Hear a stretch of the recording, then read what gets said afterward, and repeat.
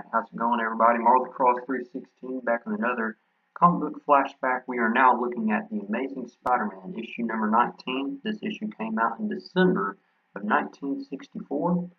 So we're looking at the last issue of the year of 1964, and I have to say this issue was something else. It was great. I mean, remember last issue was kind of a downer. We looked at Peter Parker's life and how things were just getting bad to worse. But now things get a lot better here as we see Spidey take on the Sandman. He's going to take on the Enforcers, and he's going to get a little help of the Human Torch as well.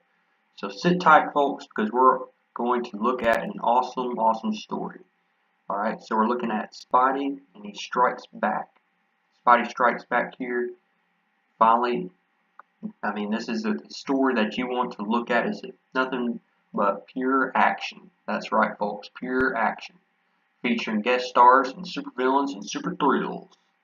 Great splash page starting off here in this comic book by Steve Ditko, the man, the legend, and again, rest in peace, Steve Ditko. This issue is written by Stan Lee, drawn by Steve Ditko, and lettering page by Sam Rosen. Alright, so let's get started. So we see a typical scene here that's in most comic books, especially Spider-Man, is these, it looks like robbers are leaving a bank, or maybe it's an armed robbery of some kind, and here's Spider-Man's beam, shoots on down, and we have Spidey getting into some action. Some good action here by Spidey. So it looks like Spidey is finally back on the scene. He's fighting crime. He's doing what he's supposed to be doing. He finally has the courage to fight criminals again after his Aunt May is in good health now.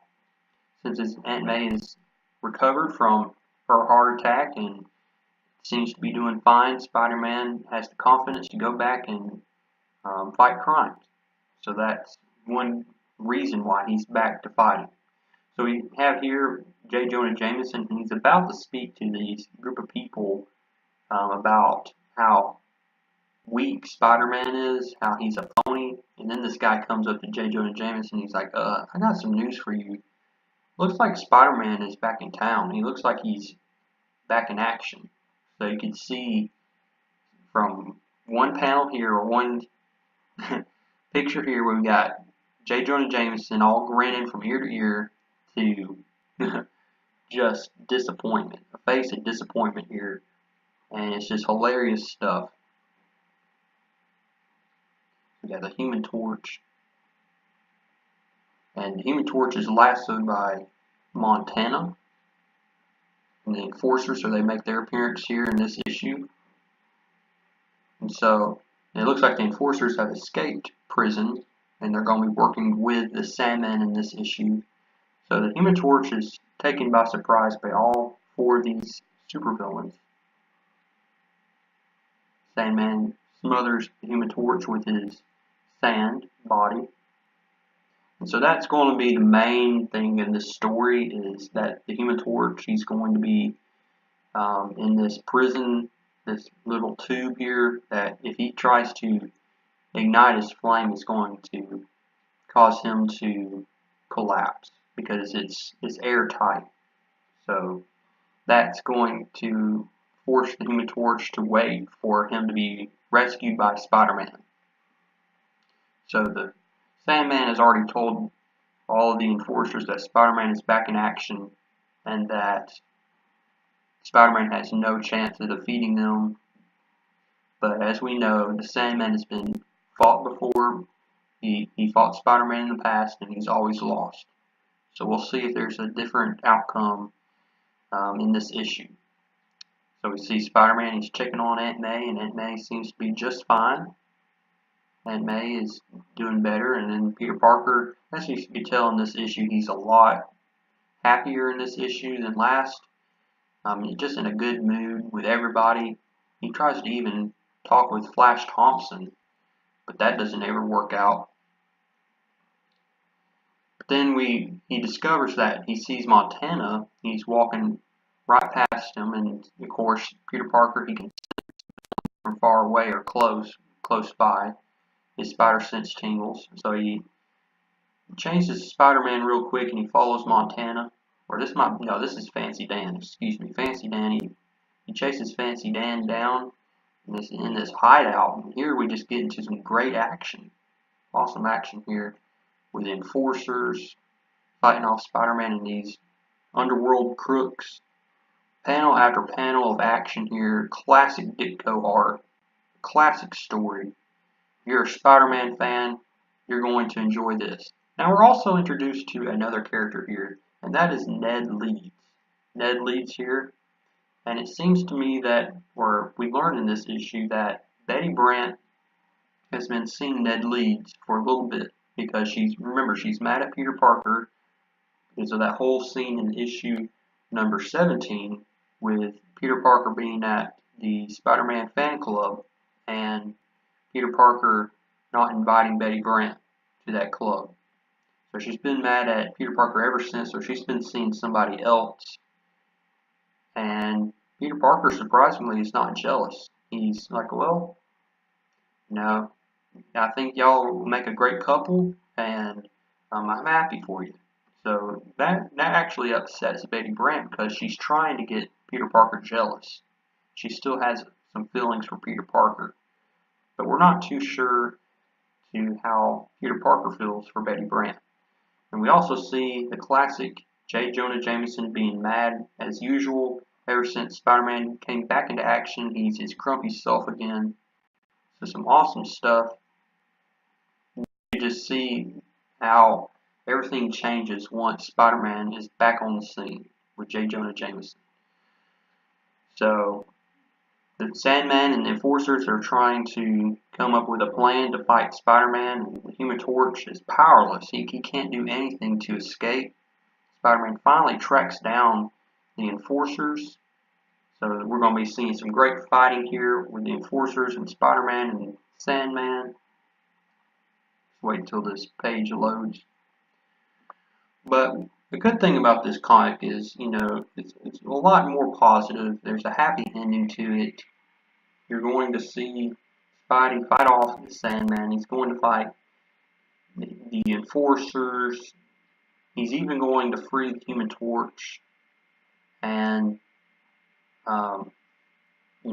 it's just awesome stuff here because compared to last issue, I was pretty upset. I was pretty depressed about what was going on in Peter Parker's life. It seemed everything just was getting worse and worse.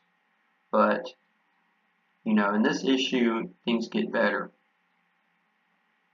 Alright, so let's move on down. So Spider-Man finally gets to the warehouse where everything's going down. He sets up his automatic camera so he can take pictures, give to J. Jonah Jameson at the end.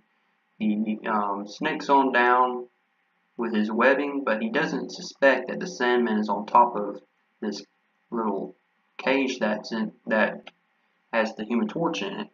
Sandman pops up, and here we go. We got some great fight scenes here in this issue. Sandman and Spider-Man and the Enforcers. Just awesome stuff here.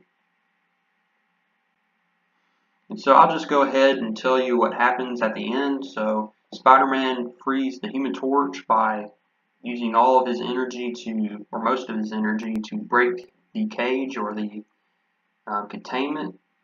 And so the Human Torch breaks out, and so the Sandman and the Enforcers and the rest of the people have to fight off both Spider-Man and the Human Torch. They actually work as a solid team, and even though they can't stand each other, Spider-Man and the Human Torch, they actually do work well together. And so the Spider-Man and Human Torch, they fight off the Enforcers and Sandman. But while the Sandman gets away, they defeat everybody else. Sandman gets away, and Spider-Man tries to web him, but the Human Torch also tries to use his flame, and everything they get all just tangled up. And so, it's just crazy stuff here. What in the world's going on here? Oh my God, what?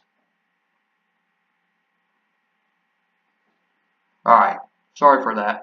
I don't know what happened there. Alright, so Spider-Man and the Human Torch, they get tangled up.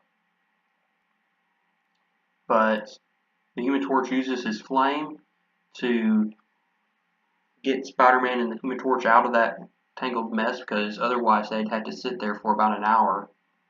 We learned that it takes about an hour for Spider-Man's webbing to unthaw or get weak. But the Sandman is eventually captured by the police. He's too weak to fight off the police, so the police handle off the Sandman. And so we see here that Human Torch is like, why did you run out when you were fighting the Green Goblin that time? But Spider-Man didn't reveal anything about that. Peter Parker comes back to the Daily Bugle and he gives J. Jonah Jameson the photos, and everything seems to go better. And we have Betty Brant here saying, you know, I'm going to see Ned Leeds tonight. I can't be with you tonight, Peter, but maybe I'll see you tomorrow. So Ned Leeds comes to pick up Betty Brant, but again, Betty Brant is still concerned. Like, why is he not jealous? What's going on? Does he have any feelings for me? So we end the issue here with this guy in the purple. He's telling Peter Parker, he follows Peter Parker all the way to his house, and he seems to be on this phone with this guy right here. We don't know who this guy is, but he says to keep him under surveillance every minute. We gotta find out for sure, and then we'll act. So we don't know what the heck's going on. So it's a great cliffhanger by Stan Lee here. So go ahead, like this video, comment down below what you'd like, and if you have not subscribed, go ahead and subscribe, and I will see you in the next review.